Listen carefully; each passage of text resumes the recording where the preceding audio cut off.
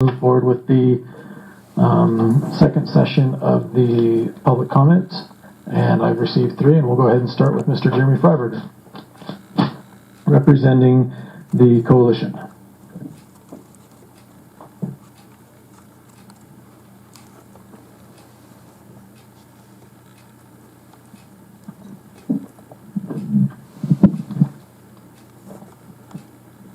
As the chairman said, Just 1 second. Is this on? Would you mind getting the timer pulled up? Thank you.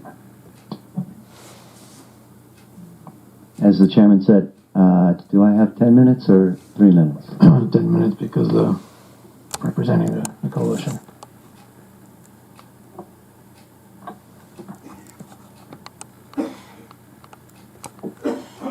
All right, as the chairman said, I'm Jeremy Fryberger, and I'm speaking tonight on behalf of the Coalition for Blaine County School District Accountability. I don't expect to use anything near my 10-minute time limit. I am from 603 Wood River Drive in Ketchum. I was talking the other day with a retired teacher friend of mine, and among various things, we were discussing our perception of the apparent disregard by this administration and board of basic American democracy. More specifically, I'm talking about disregard for public trust, ignoring public process, breaking open meeting laws, violating ethics, and giving preference to certain constituents over others. I'm also talking about suppressing public involvement, which it seems is on the agenda later tonight. The teacher said to me, well, you know, those who don't know history are destined to repeat its mistakes. These mistakes that I perceive have been repeated throughout history. They're common, and they're made every day. So it's frustrating to us in the public who see it this way that our board and our administration are falling into these same traps. Now, recently on Friday, our prosecuting attorney, Jim Thomas, for a second time in as many months, has found it necessary to comment on district affairs. Fortunately, his assessment of evidence presented to him by me and others rules out criminal activity. Fortunately, rules out criminal activity. Unfortunately for all of us, however, the prosecutor has described actions by our superintendent as, quote, disingenuous at best. I would just like to remind you, if you would like to make a formal grievance about an employee, we will do that in executive session. Open session is not the place to formalize formal grievances. At best, disingenuous. Not my words. These are the words of Blaine County Prosecutor Jim Thomas. He's talking about our district superintendent, the top role model for our district. Are you making a formal We are grievance, talking sir? about, can you stop the time if we want to discuss this back and forth? If you would like to make a formal grievance, we would be glad to do that in executive session. We're talking about someone who's the role model for our 3,800 students, 3,400 students, excuse me, our teachers, and our community.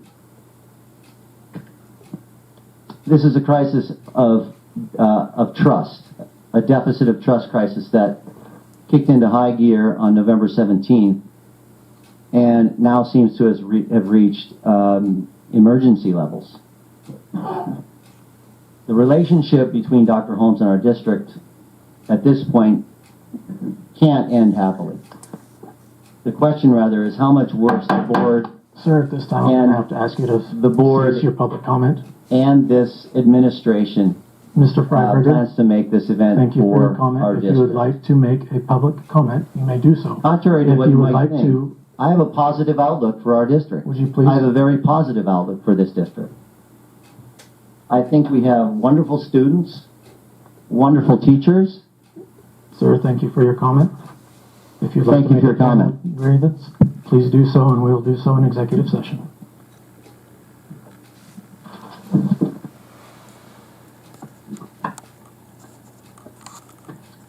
All right, our next public comment will be Ms. Pamela Plowman.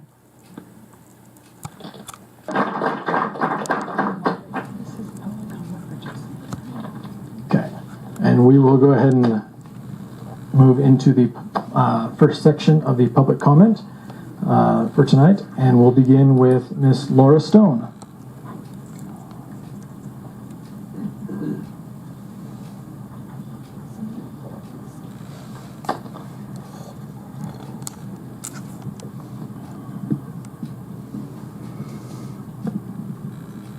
Hi there. My name is Laura Stone. I'm a business professional with 2 daughters thriving in our public schools. I have no hidden agenda. I'd like to commend the board and administrators on negotiating a win-win solution for administrator compensation. Both sides compromised, resulting in a clear and fair compensation plan that's more in line with teachers' compensation. There is an initial cost for the new plan, but it will ensure a long-term savings for the district. Please vote for this change in administrators' pay. Now, please use the same spirit of collaboration to address our children's education, rather than continuing to attack each other. Our school board's dysfunction follows a pattern. Trustee Corker ignites an issue, and the coalition floods the press and trustees with emails. Trustee Corker is then not present at board meetings to resolve the issue and criticizes the other trustees for the outcome. Trustee Bustos has been following suit. For example, Trustee Corker created a financial accountability committee.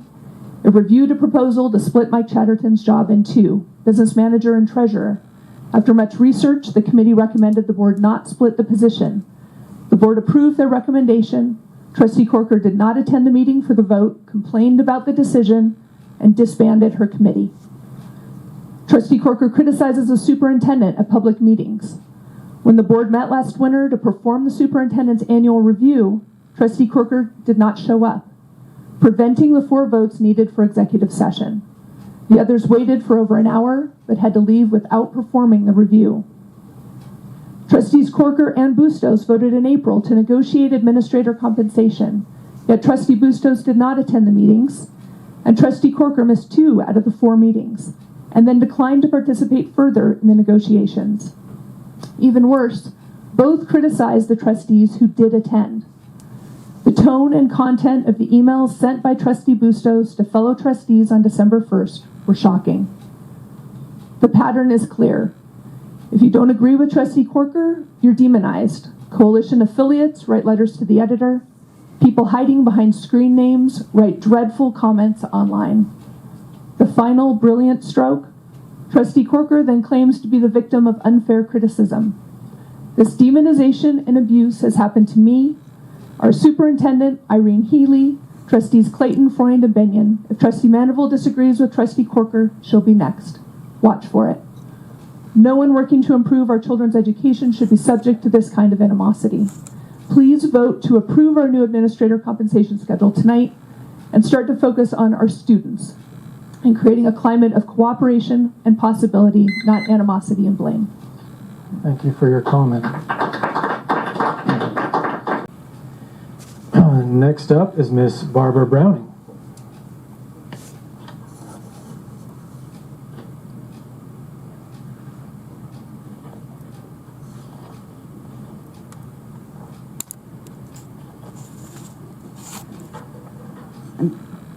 Barbara Browning, 738 Paintbrush Lane, Hewlin Meadows. First, I would like to let you know that I strongly disagree with Ms. Stone's comments. I do not believe this is the format from which to launch a personal attack on anyone. No matter how strongly a person disagrees, this should be neutral territory. You used to have a policy of not allowing names to be used. I don't know what happened to that policy, but it should be enforced. All right, next up is Mr. Michael Beck, and if you'd like to go in the second section or first, let me know. Okay.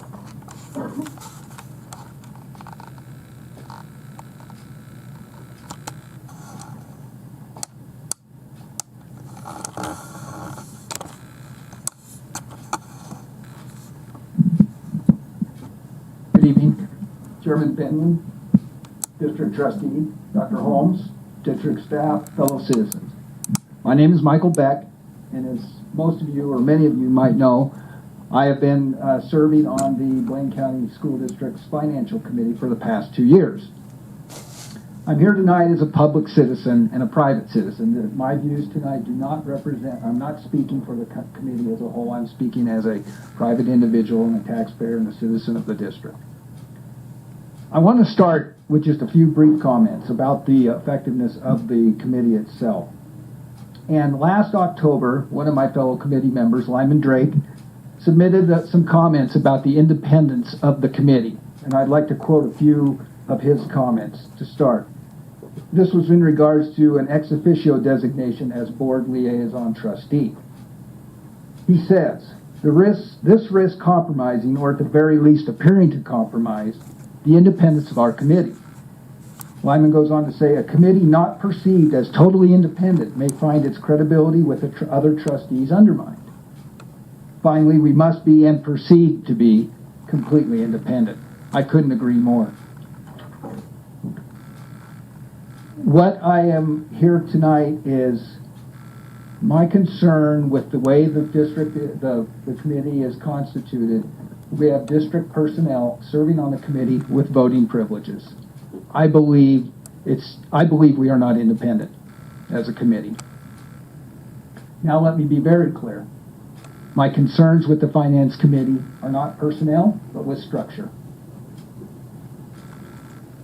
Finally, as a private individual and a private citizen, I'm here to recommend, we voted as a committee, but I'm here as my personal opinion again, to say that I am, and I was opposed, and I'm still opposed to using the plant facilities levy funds for operational purposes. There were implicit and indeed maybe even explicit promises made to the taxpayers when that levy was passed in 2009.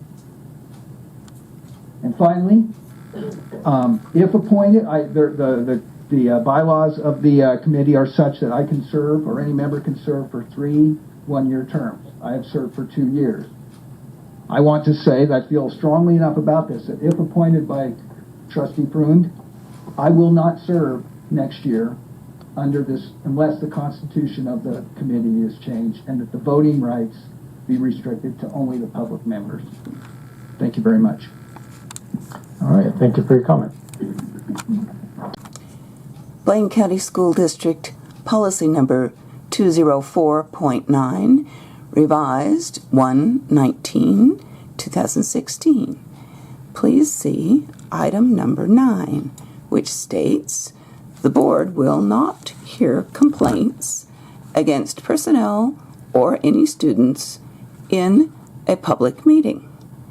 Then let's look at the chairperson may interrupt or terminate a participant's statement when the statement is too lengthy, personally directed, abusive, obscene, irrelevant, or redundant. We might also add that the school district has a policy against bullying, which can involve public speaking.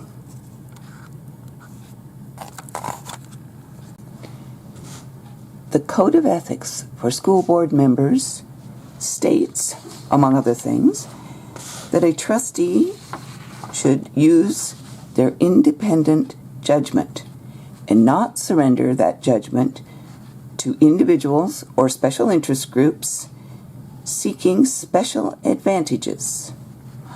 I believe this should especially apply to employee groups who use their friends to speak publicly on their behalf. Also, an ethics point says a board member shall be open, fair, and honest with no hidden agendas and should respect the rights of other board trustees to have different opinions and ideas. All ideas should be respectfully considered. No one should be viciously attacked for presenting their point of view.